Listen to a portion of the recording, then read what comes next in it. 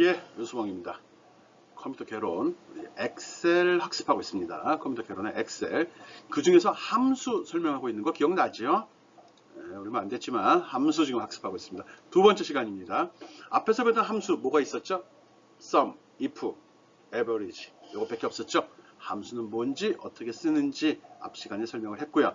오늘도 이어서, 이번 시간에 이어서 함수의 사용법에 대해서 설명하도록 하겠습니다.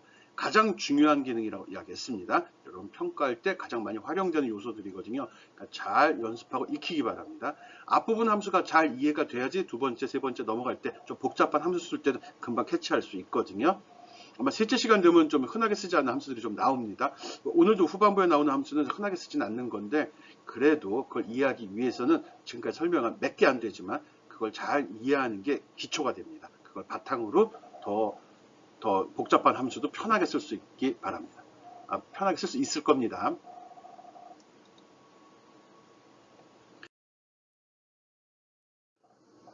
앞 시간에서 했던 건 이런 걸 했고요. 이번 시간은 이런 내용을 하려고 합니다. 내용이 좀 더 많아졌죠? 많이 쓰이는 겁니다. 논리함수, 아까 앞에서는 if 함수입니다. 앞에서 설명했었고요. 그리고 저 같은 경우는 sum, if, count 되게 많이 씁니다. average, rank 되게 많이 씁니다. 요거 이거 다 평가 자료에 필수적으로 들어가는 함수들입니다. 그러니까 활용법 꼭 이용하고요. 이해하고요. 이용하는 방법도 이해하기 바랍니다. 요거는 좀 복합적인 건데 if 함수랑 같이 난 많이 섞어 쓰거든요. 나 같은 경우는요. 한번 여러분들 잘 듣고서 활용할 수 있는 어디에 적용할 수 있는지 어떻게 쓰는 건지 이해해 보기 바랍니다. 좀 사용 빈도도 좀 떨어지는 내용들입니다. 함수들입니다. 요것도 중요하다고 이야기했어요. 이 함수가 설명한 함수는 다 중요하고 많이 쓰이는 것들이니까 신경 써서 들어주기 바랍니다.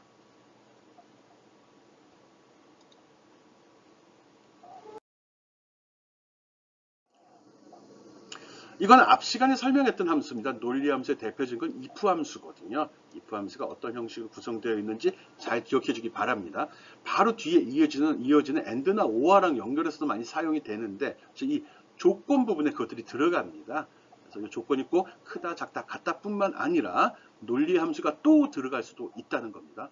함수는 괄호로 는으로 시작한다고 그랬고요. 괄호 속에다가 내용을 적어준다고 했잖아요. 이 속에 함수가 또 들어가기도 합니다. 이 속에 함수가 또 들어가거든요. 그럴 때 뒤에 나온 내용을 많이 씁니다. 그리고 또 이렇게 중복되게 쓰는 함수의 대표적인 게 if 함수거든요. 그래서 if 함수 앞에 했던 거 다시 한번 이렇게 보여주고 있습니다. 이번 시간 거 한번 살펴보도록 하죠. if 함수를 베이스로 놓고 올라갑니다.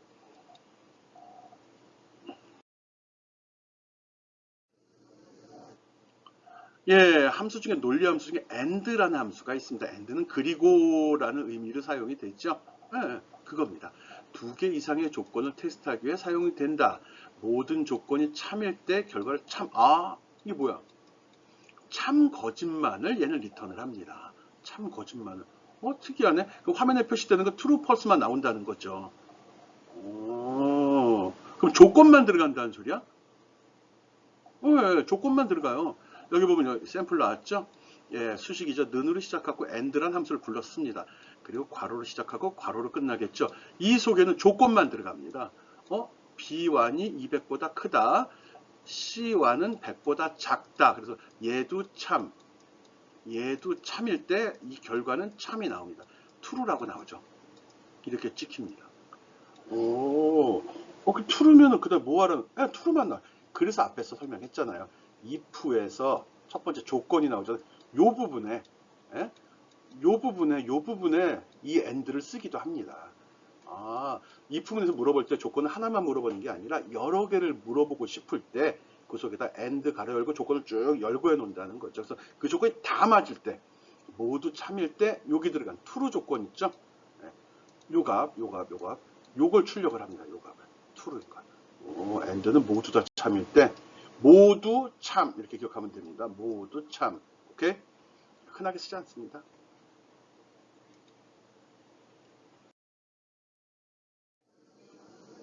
두 번째는 오화 함수입니다. 오화는 하나라도 참 이렇게 기억해 주는 게 좋습니다.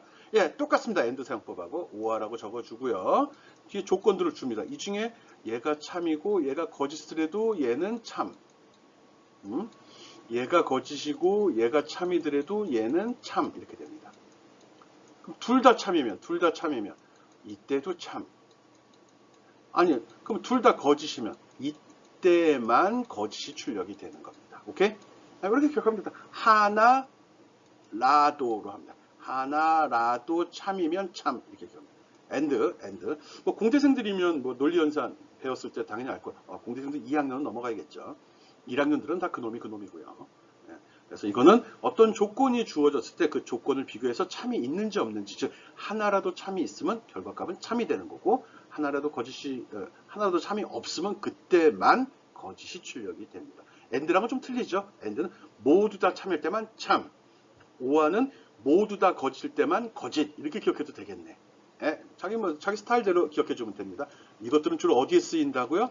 if 함수랑 같이 쓰인다는 거 기억해 주면 됩니다. 첫 번째 조건 들어가는 부분에 많이 쓰입니다. 그 밖에도 쓸 수 있습니다. 여기에 많이 쓰인다는 거죠. 오케이? 그 다음 거 보겠습니다.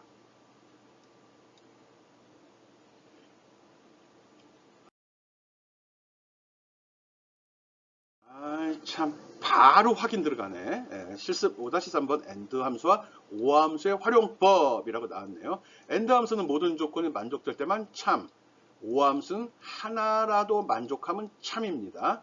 실습에서 and 함수와 or 함수를 이용해 가지고 승진 여부를 결정을 하래요. 어떻게 할까 이걸? 뭐 기준을 잡아주기 나름이죠. 어떻게다가 잡아줄까? 일단은 뭐 실적 성적이 조건이 실적 성적이 70보다 크고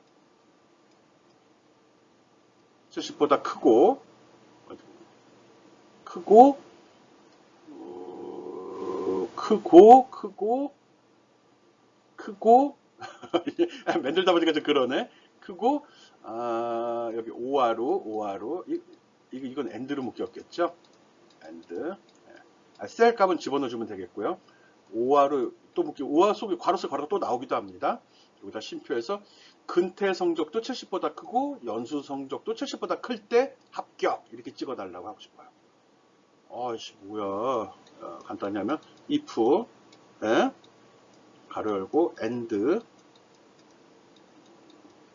가로 열고 and인데 x가 요게 x라고 치면 x가 70보다 크고 그리고 5r 가로 또 열고 요건 얘가 뭐 y라고 치면 y가 70보다 크고 그리고 z라고 하면 z가 70보다 크다. 다 크다네. 닫고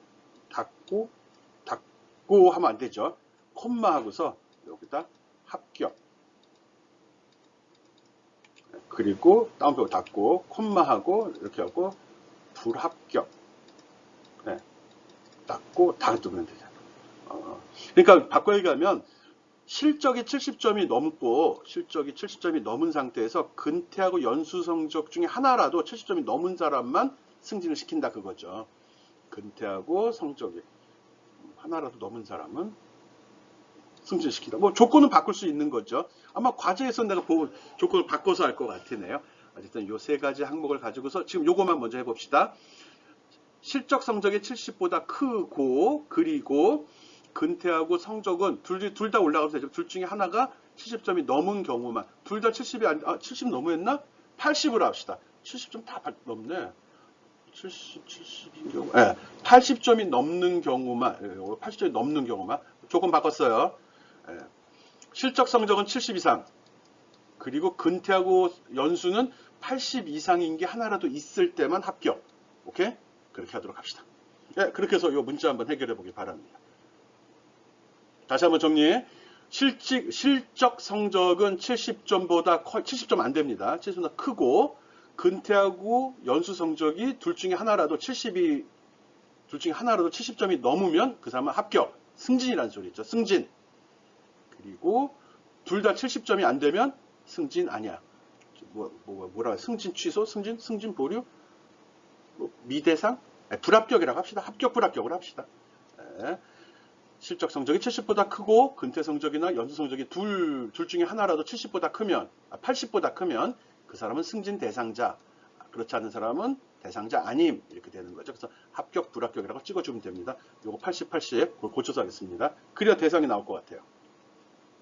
오케이, 꼭 풀어보기 바랍니다.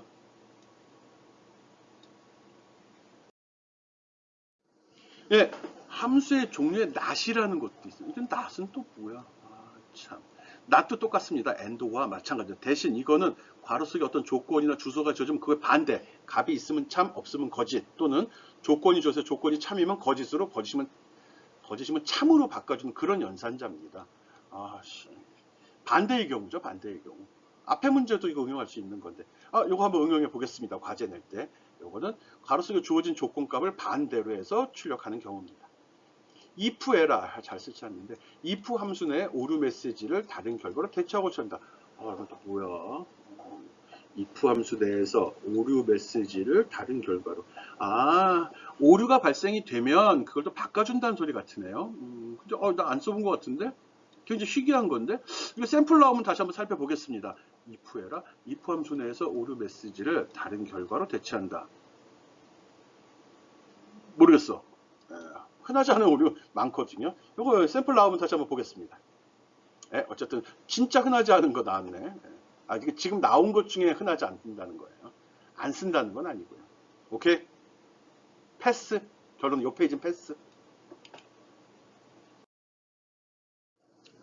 함수의 종류 수학과 삼각함수가 나왔네요. 수학함수에 해당이 됩니다. sum if라는 게 나옵니다.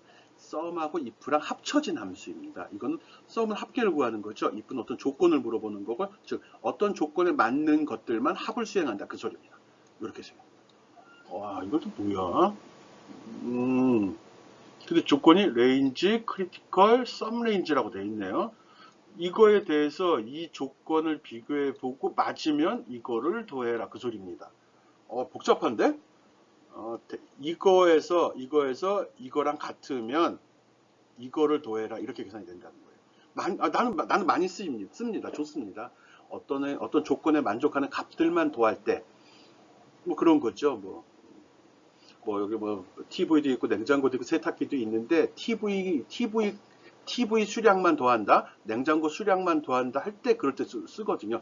목록 중에 여러 가지가 섞여 있는데 그 중에 선택해서 합을 구할 때 씁니다. 좋은 거죠. 아니면은 우리가 하나하나 보고 계산해야 되는데, 지금까지 우리 배운 것 중 목록 있으면 전체를 다 합을 구하거나 전체 평균을 구하거나 이런 것만 했었잖아요. 얘는 그 중에 조건을 줘서 그 조건에 만족하는 것만 골라내겠다는 겁니다. 어떻게 쓰는지 한번 살펴봅시다. 중요해요.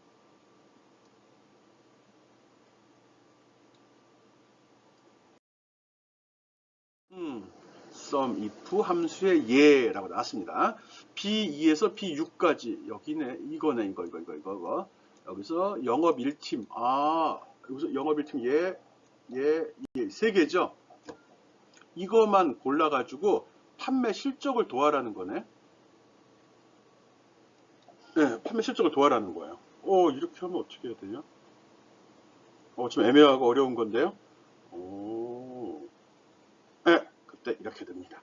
여기씩 나와 있죠. 좀 복잡해 보이긴 한데 어려운 건 아닙니다. 지금 요 셀에서 작업하고 있습니다. 요 셀에서 여기다 는 하고 sum if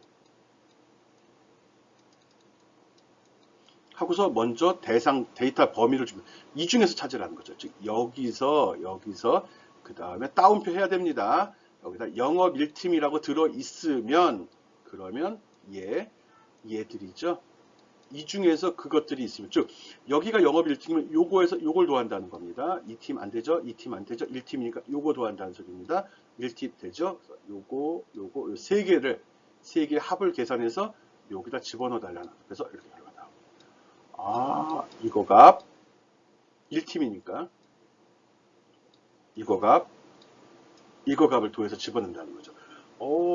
썸이프는 요 내용을 분석해 내겠다는 소리예요. 좋은데? 진짜 좋은 겁니다. 좋은 함수입니다. 꼭 기억해 두기 바라고요. 몇 번 연습도 해보기 바랍니다. 영업 1팀. 네, 실습을 통해서 익히는 거 잊지 말고요.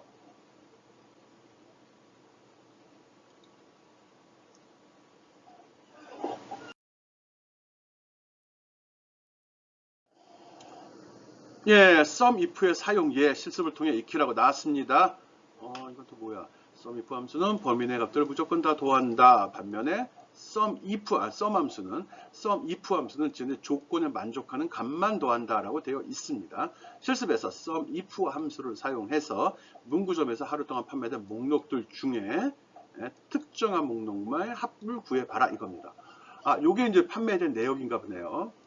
그리고 여기다 어떤 품목을 지정을 하게 되면 그거에 대한 수량 그리고 금액을 여기다가 sum if로 표시해 달라는 것 같아요. 그럼 여기다 어떻게 썼지? 앞에 배운 걸로 하면 sum if 하고 대상 범위 지정하죠. 이거 기준이니까 여기를 지정해야겠죠. 이걸 여기다 지정하고 콤마 그 조건을 집어넣어요. 요거는 아까 따옴표로 했는데 따옴표에서 요 셀 주소를 집어넣으면 되죠. 그리고 여기에는 무슨 값이 들어가죠? 지금 여기다 설정하는 값입니다. 여기에는 요 범위 지정하면 돼요. 요 범위. 요 위에 집어넣으면 안 돼요. 요까지 해야 돼요.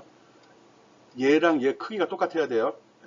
집어넣고 엔터 치면은 여기 나올 겁니다. HDD 하드디스크에 대해서만 나오고.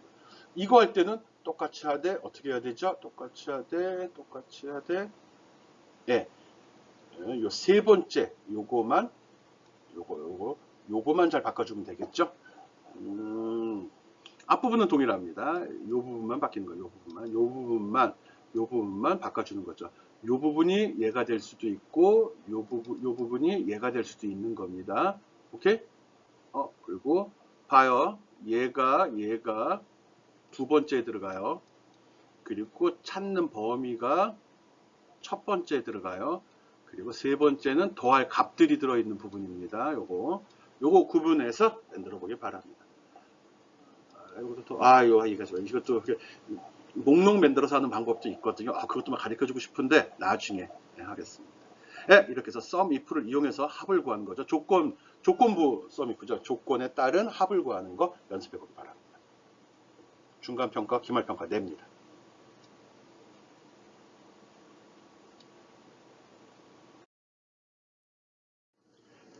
네, 함수의 종류 통계 함수입니다. 이거 말고도 많습니다. 대표적인 함수라 제시한 거고 average라는 함수입니다. 앞에서 sum 할 때도 그런 이야기 했었죠. average. 이거는 여기 기술된 이것들의 값을 다 더한 다음에 여기에 있는 데이터 개수로 나누어주는 그런 함수입니다. 뭐 sum하고 별 차이는 없습니다. 우리가 많이 쓰이는 그런 통계 연산이니까요. 평균이죠. 평균. average. 좀 길죠? 한번 봅시다. 어떻게 썼는지.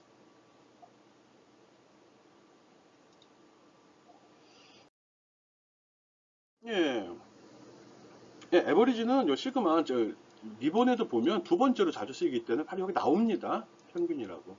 이거 쓰는 겁니다. 어떻게 하지? 는 에버리지 치고 막 가로 연 다음에 마우스를 쭉 긁어줘도 되고요. 아니면 여기다 놓고서 평균을 딱 클릭하면 요 내용이 자동으로 나옵니다. 이 전체가 나옵니다. 아예. 어떻게 알았지 이거? 현재 거 일반적으로는 우리가 위에서부터 아래에 합을 구한 다음에 내거나 왼쪽부터 오른쪽으로 가면서 이거의 데이터를 처리하잖아요. 그래서 내가 여기다가 average라는 함수를 설정하려고 자동 버튼을 딱 누르게 되면 그럼 자동으로 위에다 왼쪽을 살펴봅니다. 그래서 자동으로 이렇게 설정해 줍니다. 직접 한번 눌러보기 바랍니다. 범위 선택하고 하는 거 아니에요. 이런 표가 있을 때 여기다 놓고서 그냥 에버리지 누르면 됩니다. 합계도 한번 눌러봐요. 자동 계산 되는지 안 되는지. 자동 계산 됩니다. 자동 설정이 됩니다. 내가 는 에버리지 안 눌러도 된다는 소리죠. 꼭 해보기 바랍니다. 실습을 통해서 익히는 게 우리의 자세죠. 기본적인 학습 방법이고요.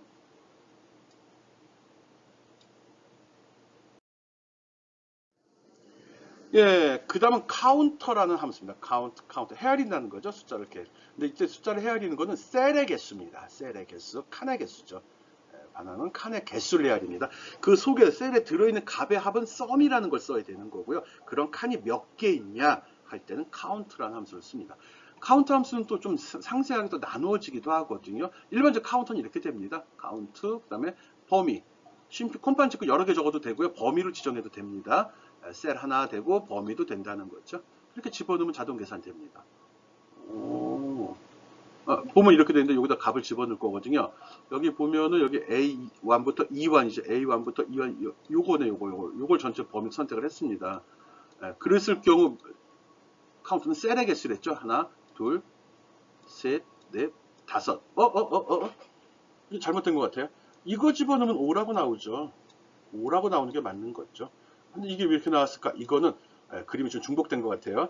빨간 것만 선택했을 때 이렇게 마우스로 클릭, 콤마, 클릭, 콤마, 클릭 이렇게 하면 3개를 선택하면 그때 3이 나옵니다. 그림이 좀 잘못 준비가 됐네. 예, 카운터는 대상에 있는 셀의 개수를 헤아린다는 거 알아주기 바랍니다. 아닌데? 카운트는 숫자가 포함된 셀이래요. 범위를 다 잡아봤자 true 숫자 아니죠? 엑셀 숫자 아니죠? 그래서 3이 나온다네. 이런 설명을 잘못했군. 그래서 여기다 헷갈리지 말라고 또 적어놨습니다. 카운트로 했을 경우는 숫자만 헤아린다. 카운트 A라고 했을 때는 숫자든 문자든 들어있으면 다 헤아린다. 빈칸이 아니면 다 헤아린다요. 그리고 카운트 블랭크라고 했을 경우 빈칸만 헤아린답니다. 카운트도 이렇게 세분화 시켜놨네. 카운트라고 하면 숫자가 들어간 것만, A라고 하면 다 헤아린다예요. 블랭크면 빈 것만 헤아린다. 이렇게 기억해 주면 되겠네요. 카운트는 숫자만 들어간 거, A가 들어가면 모두 다, 블랭크가 들어가면 블랭크만, 빈 셀만 헤아린다 라고 기억을 해주면 되네요. 이것도 마찬가지로 FX 누르면 이렇게 도움이 나오고요. 여기서 직접 결과를 확인할 수도 있습니다. 집어넣은 중에 눌러도 돼요. 그래서 카운트 함수가 이렇게 3개로 나눠지는구나. 단순히 헤아리는 게 아니라 이건 숫자만. 숫자는 표현되는 거 기준입니다. 표현되는 숫자가 들어있으면 날짜도 숫자가 있죠. 값도 있죠. 소수점이 들어간 것도 숫자가 들어있죠. 숫자가 들어간 겁니다. 숫자만으로 된 거 아니고요. 아마 그럴 겁니다. 오케이? 그리고 A자 들어가면 모든 걸 빈칸이 아닌 거 다, 빈칸만은 블랭크를 쓴다는. 구분해서 써야 되기 때문에 그런 겁니다. 가끔 실수하는 경우 있거든요. 오케이?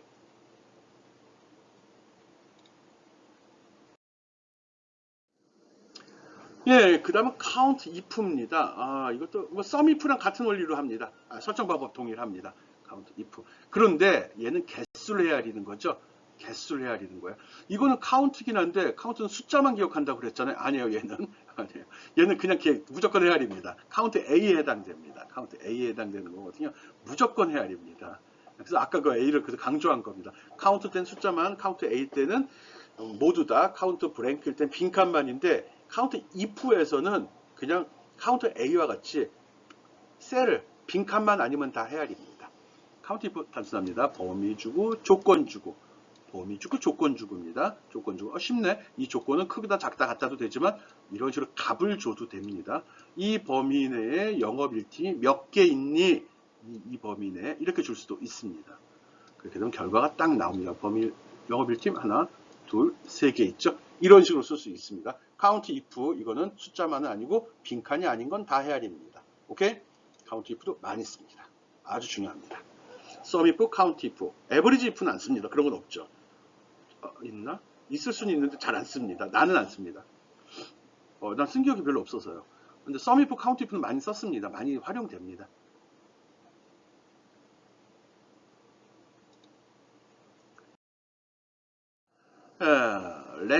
랭크도 많이 활용이 됩니다. 랭크는 그냥 이런 식으로 랭크라고 써도 되고요. 랭크.eq라고 써도 됩니다. 설명 보니까 엑셀 2007까지는 랭크라는 함수를 지원을 했는데 그 이후에 바꿨나 봐요. 내부적 프로그램을 좀 고친 것 같아요. 프로그래머가. 그래서 가능하면 이걸 써달라고 하는데 귀찮아요. 원칙은 이겁니다. 근데 우리는 그냥 랭크만 저는 랭크만 씁니다. 이거 단순합니다. 등수 매기는 겁니다. 등수. 어떤 값이 있을 때 범위를 내가 지정을 하죠. 이 범위를 지정을 하면 이 범위 내에서 이 값들을 순서를 매겨갖고 등수를 여기다 찍어줍니다. 얘가 누가 제일 큰 놈? 얘가 1등, 얘가 2등, 얘가 3등이 되고 얘가 4등이 되죠. 이런 숫자를 찍어주는 애입니다. 오, 좋네. 성적 처리할 때 등수 매길 때 활용합니다. 쉽죠? 조심해야 될 거는 여기 범위 있죠. 주는 값을 줄 때 보면 여기에 어느 걸 기준으로 어디에서 이 전체에서 얘가 몇 등인지를 물어보는 거거든요. 여기 뒤에 빨간색. 이 중에서 얘가 몇 등인지 물어보는 겁니다. 그래서 이 범위를 지정할 때 이 절대 번지 써야 된다는 거. 안 쓰면 나중에 결과 틀리게 나옵니다. 요거 신경 써서 보기 바랍니다. 대상 범위는 절대 번지로. 어떻게 하죠? 범위 지정하고 F4번 키 누르면 되죠? F4번 키 눌러가지고 절대 번지로 주정해야 됩니다. 절대 번지. 예, 절대 번지 지정해야 됩니다. 절대 번지. 절대 주소로 지정이 되지 않으면 나중에 문제의 소지가 있습니다. 그래서 랭킹할 때는 꼭 절대 주소를 사용할 것, 랭크는 등수를 매기는 거다. 이렇게 연결해서 생각해주면 좋을 것 같습니다. 랭크 좀 EQ 써도 됩니다. 근데 뭐 우리 게으른 사람들이 뭐 아니지, 현명한 사람들이 이 지름길 있는 거 알면서 왜 돌아가겠어? 랭크도 좋고 랭크 좀 EQ도 좋습니다. 오케이. 등수 매기는 함수 랭크.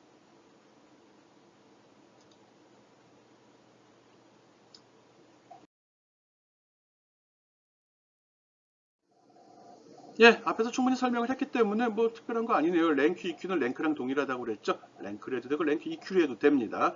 여기에 보면은 분기별 실적이 이렇게 나와 있는데 이때 등수 매겨달라는 겁니다. 등수 찍어달라고요. 등수 찍어달라는 거죠. 조심해야 될 사항이 뭐가 있었죠?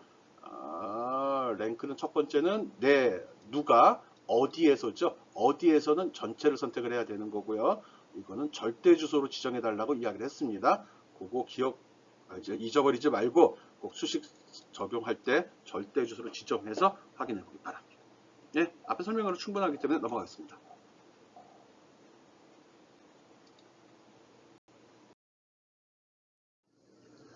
그 다음에 날짜 함수입니다. 날짜 함수. 날짜 함수도 뭐 가끔 씁니다. 날짜 함수. 어떤 연도가 있을 때 이 중에서 어떤 날짜, 연, 월, 일이 표시됐을 때 이걸 갖다가 연만, 월만, 일만 뽑아서 쓸 수 있는 겁니다. 근데 여기서 설명하고자 하는 거는 엑셀에서는 이렇게 날짜를 집어넣게 되면 실질적으로 내부에는 이런 일련번호로 저장이 됩니다. 이게 뭐 1900년 1월 1일 기준으로 해서 몇 번째 날이냐 뭐 이런 의미가 있거든요. 그렇게 입력된 거를 갖다가 수식을, 그러니까 셀 서식을 바꿔서 표시하는 거거든요. 그래서 그냥 이렇게 이런 숫자를 집어넣었을 때 이렇게 입력했을 때 이걸 수식으로 표시하면 이렇게 됩니다. 이걸 입력하면 자동으로 날짜로 설정해서 이렇게 나타나거든요.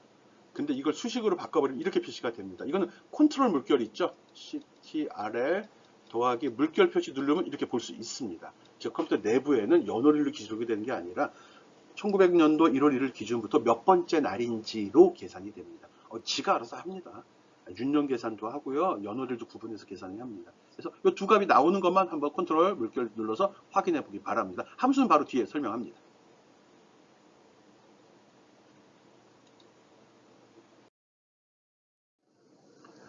네, 엑셀에서 날짜는 1일부터 시작하는 일련번호로 저장이 된다. 일련번호는 1900년 1월 1일을 기준으로 해서 이때 1이 됩니다. 이날부터 하루가 지날 때마다 일련번호가 1씩 증가가 됩니다. 1900년 1월 1일 치게 되면 셀 서식을 날짜로 하면 이렇게 표시되지만 이걸 수식으로 표현하면 1이라고 나옵니다.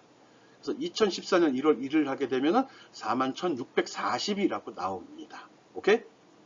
그래서 이런 숫자가 있을 때 이거를 연도로 바꿔 그러면 이렇게 표시가 되고요.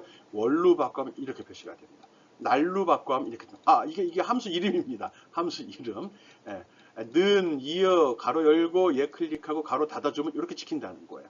여기에 날짜형, 요건 날짜 형식으로 표현되도록 된 건데 이게 이어나 먼스나 데이라는 함수 쓰게 되면 그냥 값으로 나오거든요. 어쨌든 날짜 데이터는 일련 번호로 관리가 되고 기준이 되는 날짜는 1900년 1월 1일이라는 거.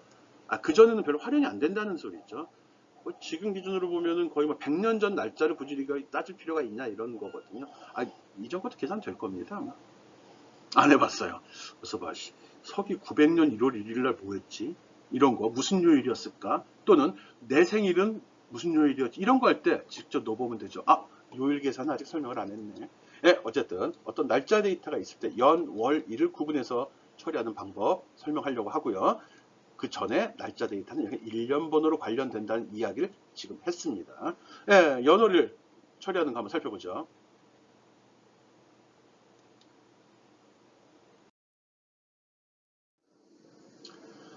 기본적으로 시간 함수가 있고요. 날짜 함수가 있는데 거의 동일하게 처리가 됩니다. 시간 함수도 마찬가지로 다 일련번호로 정리가 되거든요. 이어 함수, month, day. 그래서 이거는 연도만, 월만, 일만 추출합니다. 날짜 함수는 시분초로 나가겠죠. 시분초. 자정부터 특정 시간까지 사이를 24시간으로 나눈 그 소수점으로 나타납니다. 일련번호로 저장이 된다는 소리예요. 그래서 시간이 날짜 일부분 인식되고 날짜 데이터 아래쪽에 아까 날짜 데이터 숫자 이렇게 나왔죠. 그 밑에 점 찍어갖고 나온다는 거예요. 시간을 집어넣으면 여기에 값이 표시가 된다는 거죠. 날짜 시간은 그 결론은 한 덩어리라는 소리네. 그렇죠. 똑같은 걸 갖다 표현한 방법의 차이잖아요. 몇 번째 시간이냐? 그거를 24시간 나누면 날이 되는 거고, 그걸 다시 또 30으로 또 나누면 월이 되는 거고, 365로 나누면 연도가 돼버리는 거죠. 봅시다. 어떻게 하는지. 자주 안 쓰여요.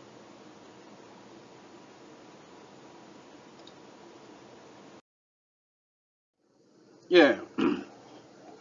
연월일 함수 쓰는 거 한번 해보겠습니다. 여기 날짜를 집어넣습니다. 2014년 3월 1일 하고 여기다가 이어라는 함수 먼스라 이렇게 하고 가로 열고요. 얘 클릭하고 가로 닫으면 돼요. 엔터 치면 됩니다. 여기도 마찬가지, 여기도 마찬가지. 그러면 여기서 연도만 잘라다, 월만 잘라다, 일만 잘라다 표시합니다. 오케이?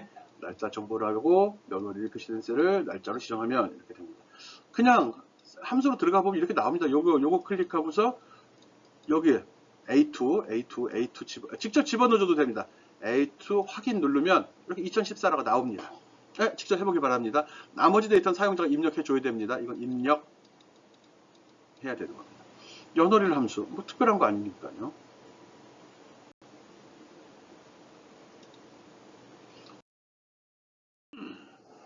그 다음에 today라는 함수가 있습니다. today. 이건 뭐야? 연월일 함수가 아닌데, 오늘 날짜. 그겁니다. 오늘 날짜는 어떻게 돼야 하고, 여기다 는 today 가로 열고 닫고입니다. 주어지는 값이 없이 결과만 출력해 달라는 소리입니다. 알았죠? today 다음에 물결가로 괄호가 없이 하게 되면 이건 틀린 겁니다. 꼭 괄호가 여기 있어야 됩니다.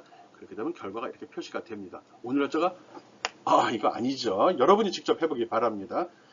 그림을 시스템 데이터가 잘못 설정되어 있어 이렇게 나온 것 같은데 예, 이렇게 해가지고 오늘 날짜가 진짜 표시되는지 확인해 보고요.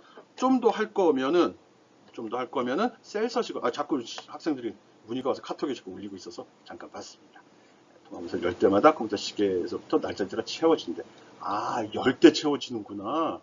이것도 이용하는 방법이 있네. 근데 어차피 열면 또 채워지잖아. today 함수는 그렇게 된다는 겁니다. today 함수는 오늘 날짜, 시간도 불려올 것 같은데 시간은 안 나오네. 네, 그것도 한번 다른 함수가 또 있을 것 같은데 한번 고민해 봅시다. 지금 today 함수 연습해 봤습니다.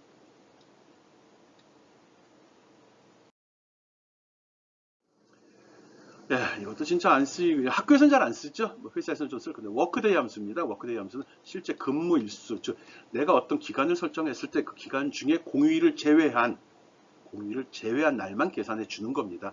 왜 이걸 설명을 할까요? 실제로 이거 계산하기가 너무 힘드니까 그렇죠. 달력 놓고 하나하나 헤아려 봐야 되잖아요. 규칙이 없잖아요. 일요일만 나올 수도 있고 공휴일이 나올 수도 있다. 이런 거니까 그런 거예요. 몰라요. 해봐요. 그래서 여기 나와 있죠. 시작하는 날 근무일수 했더니 공휴일 지정을 하네요. 이렇게 두 개.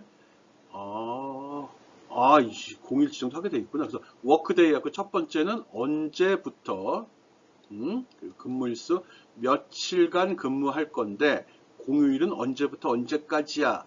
이렇게 되면 이걸 고려해서 새로운 날짜를 여기다 설정해 준다는 겁니다.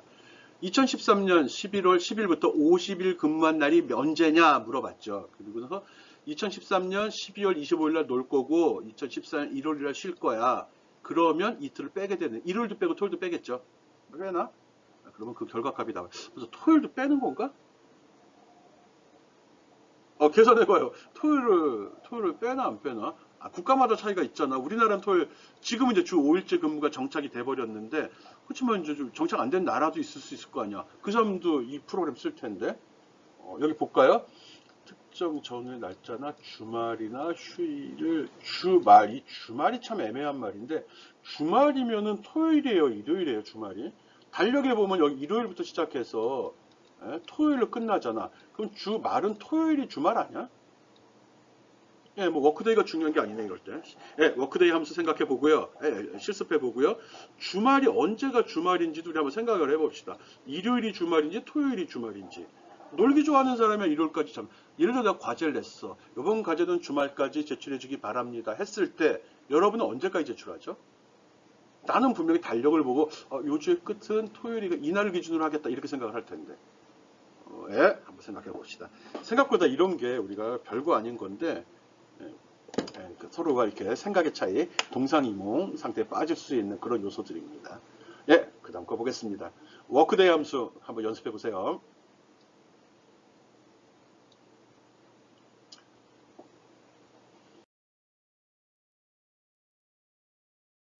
예, 앞에서 설명한 워크데이 함수 이용해 가지고 해보라는 거고요. 그거 말고 여기 보면 근속 연수.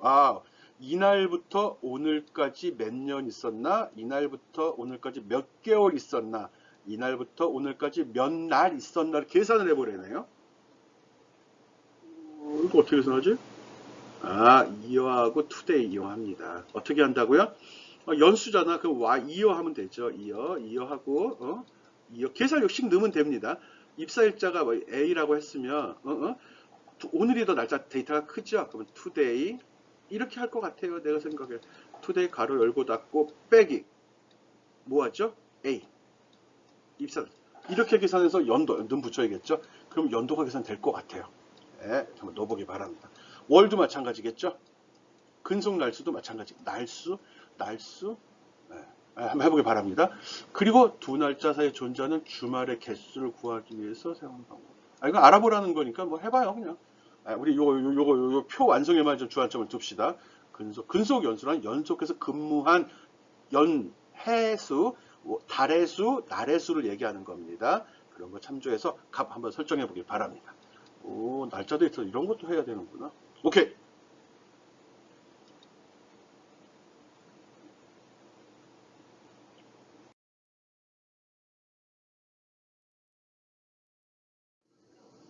예, 여러분이 힘들어할까봐 날짜 함수들 샘플들을 여기다 좀 정리를 해 놓았습니다. 날짜 데이터 2010년 1월 1일이 시작이고 2020년 1월 1일이 끝일 때 네트워크 데이로 하게 하면 2609일이 나온다고 하네요. 근무일수 공휴일인데 공휴일 날짜를 제외한 날이 나오고요. 데이 365 함수일입니다. 그럼 3600이 나오네요. 예. 요 이어 먼스 데이 데이트를 처리했을 때는 이거 앞에 설명했던 사항 같아요. 시기 여기다 이거는 이렇게 설정했습니다. 이거는 이렇게 설정한 시기입니다. 이렇게 설정한 이런 값이 나온다는 거죠. 또 날짜 데이터, 네트워크 데이트 이거에 대해서도 이렇게 이렇게 설정했다는 소리입니다. 각각 설정해서 어떤 차이가 있는지 무엇을 의미하는지 보복되시지. 예, 확인해 보기 바랍니다. 날짜 함수 자주 쓰이는 건 아닌데 그래도 필요하면 써야 되니까. 복받쳐 막. 네, 꼭 확인해 보기 바랍니다. 자주 쓰진 않지만 알고는 있어야 됩니다.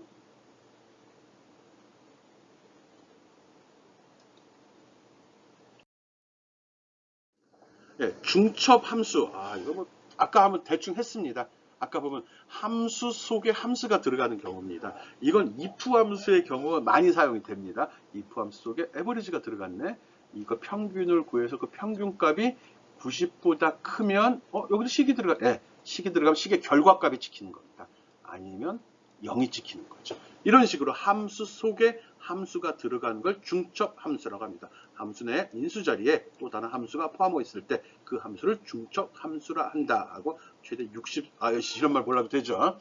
두 개 쓰기도 짜리는데 64개를 언제 써요? 그러면 너무 복잡하죠. 쓸 수도 있다는 거 이야기합니다. 중첩 함수라는 말 알면 좋고 몰라도 상관없습니다. 그냥 우리는 함수 속에 함수를 또 쓸 수 있다는 것만 알고 있으면 됩니다. 오케이?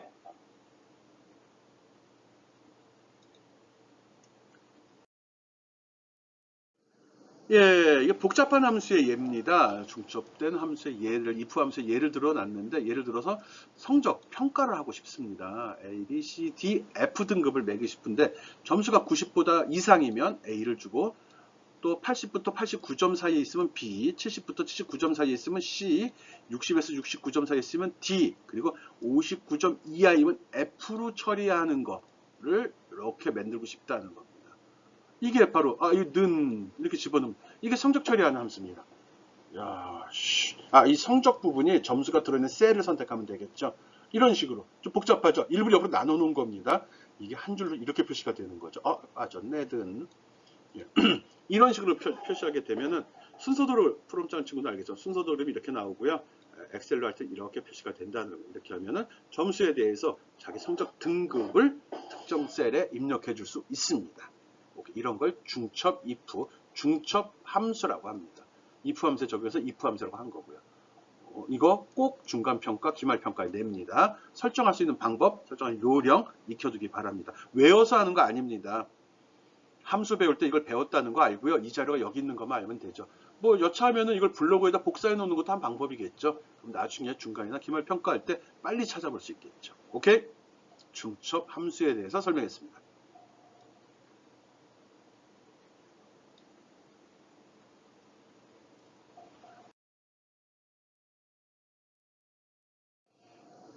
예, 여러분을 또 괴롭히려고 실습 예제 냈습니다. 중첩 함수의 활용법 냈습니다. 답을 계산하기 위해서 여러 번 테스트를 수행해야 한다면 if 함수 안에 또 다른 if 함수를 중첩시킬 수 있다. 그런 걸 중첩 함수라고 한다고 이야기했고요. 신장, 체중 데이터로부터 비만, 표준, 허약 여부를 판정해 본다예요. 기준이 이렇게 나왔네요. 체중을 신장에서 110을 뺀 값으로 뺀 이후에 그게 6보다 크거나 같으면 비만이고, 아니면 비만 아니겠지. 그리고 몸무게, 식이증 나왔죠. 그래서 비만인지 표준인지 허약인지를 판정을 하래요. 야, 씨, 이거 어떻게 하는 거야, 진짜. 그리고 먼저 이거를 테스팅 해보고, 그리고 참이면 그 다음 비만이라고 판정하면 된대요. 이걸 먼저 테스트하고 판정하고, 그렇지 않으면, 복잡한데? 그렇지 않으면 두 번째 조건, 이거인지 또는 이거인지를 확인해서 O 안에 해서 처리하래요. 이거를 네, 고민해보기 바랍니다. 앞에서 한 걸로 처리 가능하고요. 좀 복잡할 뿐입니다. 이렇게 복잡한 거 실제로는 잘 안 하거든요. 여러분은 잘 할 수 있다는 생각에 한번 제시해 봤습니다. 중첩 함수를 이용해서 비만, 표준, 허약 체질을 판정해내는 수식을 설정해 주기 바랍니다. 어디에다? 여기에다. 무엇을? 비만, 표준, 허약이 표시되도록 만들어 봐라. 꼭 하기 바랍니다. 이 정도 할 줄 알면 중첩 함수는 거의 뭐 중급 이상 수준이 되는 겁니다.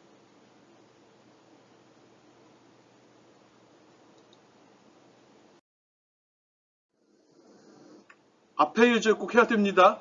답이 나올 줄 알고 넘겼으면 오산이죠. 네, if 함수와 and 함수의 결합, 아까 설명 한번 했습니다. 뭐 이걸 참조해서 앞에 문제를 해결하는 방법도 있습니다. if 함수 내는 and 함수를 중첩시키는 경우가 많습니다. 여러 가지 조건을 테스팅할 때 주로 씁니다. 그래서 and 조건을 쭉 열거해 주면 됩니다. 그러면 이 조건이 모두 만족할 때 참여가 모두 이 중에 하나라도 만족하는 게 없으면, 그러니까 모두 다 참여 아니면 얘가 출력이 된다는 거예요. 얘가 false, true죠. 예, 이런 식으로 해서 이렇게 나왔을 때 조건을 판정하는 겁니다. 이건 조건이 어떻게 되는 거지? 공정 1에서 오차율이 몇 프로, 생산량이 이거야. 근데 왜 말 설명을 안 했지? 이렇게 하고, 밑에 뭐 보라고 돼 있네. 가볼까? 조건 줘서 판정을 하는 거예요. 몇 프로 이하고 오차가 몇 프로 이하인 상태에서 몇 개 이상일 때 좋다 나쁘다 얘기하는 것 같은데 보겠습니다. 이렇게 하라고? 예, 앞에서 설정한 거 단계별로입니다. 이렇게 값을 한번 설정해 보기 바랍니다. 그래서 if and 뭐냐, B3에 있는 값이 1%보다 작고 and니까 조건 다 만족해야 되죠. 그리고 C3에 있는 게 500보다 크건 이상이면 이 두 조건을 다 만족하면 그때 합격, 아니면 재작업 이렇게 되는 거예요. 오차율은 1%보다 작아야 되고 생산량은 500 이상이라야 되는 거예요. 이 두 조건을 만족할 때, 그래서 and 함수를 썼죠. 그때 이렇게 표시되도록 설정하고 결과 확인해 보기 바랍니다. 해보기 바랍니다. 중첩 함수 확인하는 거고요. 요 정도는 써요. 오케이?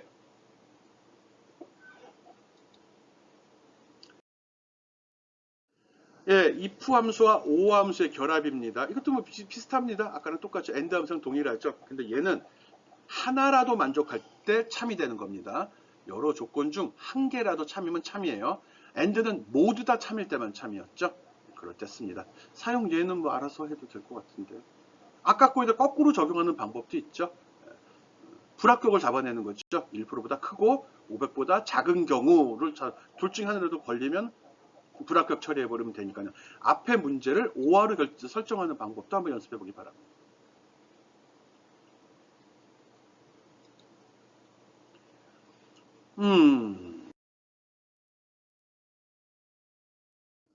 예, 실습이 계속 나가는데 실습을 통해서 익히라는 의도로 내는 겁니다. if, and, average 등을 이용한 중첩 함수입니다. 중첩 함수는 어쩌고 저쩌고 얘기했죠. 한 함수를 다른 함수 내부의 인수로 포함시키는 경우를 중첩 함수라고 얘기하고요. 중첩 함수를 작성할 때는 괄호들의 위치하고 개수 잘 맞춰야 됩니다. 그리고 문제 제시를 합니다. 입사시험 점수 두 가지, 면접과 토익 점수가 있는데 이걸 바탕으로 해서 합격 여부를 판정하는 중첩 함수를 작성해 보아라 라고 했습니다.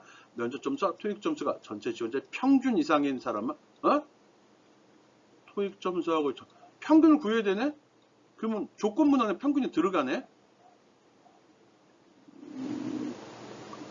이거 면접 점수 와입니다. 와 또는이 아닙니다. 둘 다네. 그럼 and 써야 된다는 거네. and. 그리고 그 속에 average가 들어가야 되네. 해보기 바랍니다. 여러분이 해봐야죠. 앞에서 한 걸로 할 수 있습니다. 조금 까다로운데 조금만 생각하면 되죠. 많다고 많이 하는 거 아니잖아요. 하나만 해서 복사해버릴 거잖아요. 하나 생각해 보길 바랍니다. 제시했습니다. if 문안에 and하고 average 이 두 함수가 중첩되도록 구성하라고요. 해보기 바랍니다.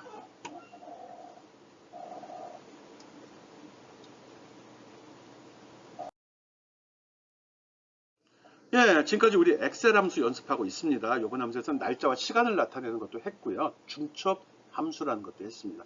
중첩 함수는 연습을 좀 해야 됩니다. 날짜나 시간은 생각보다 많이 쓰이진 않지만 쓰이긴 쓰입니다. 빈번화 알고 있는 게 좋고요. 중첩 함수는 앞에 있는 sum, average, 또 if 함수 쓰게 될 때는 거의 대부분 들어갑니다. 아니다, 한 3분의 1 정도는 들어갑니다. 반반? 아니면 반 이상이 안 들어가요. 중첩 함수. 그렇지만 중첩 함수 쓸 일이 생기게 될 거거든요. 여러분이 평가할 때는 중첩 함수 자주 사용하거든요. 그러니까 중첩 함수 사용법 꼭 익히고요. 어떤 차이가 있는지도 직접 입력하고 결과 확인해서 평가해 보기 바랍니다. 이해하기 바랍니다. 평가는. 알았죠? 여러분 잘할 거라고 믿습니다. 실습을 통해서 익히는 겁니다. 눈으로 공부하는 거 아니라고 누누이 얘기합니다. 눈으로 공부하면 점수도 보여줬다 뺏어갈 겁니다. 알죠? 여러분 잘할 걸 믿으니까. 그리고 엑셀 함수 중요하거든요. 이걸로 이제 고급 기업, 이거 그냥 엑셀 써본 적이 있는 거냐, 엑셀을 잘 쓰냐가 판정이 나는 겁니다. 엑셀 함수를 잘 쓰는 사람이 진짜 엑셀을 잘 쓰는 사람입니다. 여러분은 그런 사람이 될 수 있습니다. 연습하라고 꼬시는 거예요. 오케이.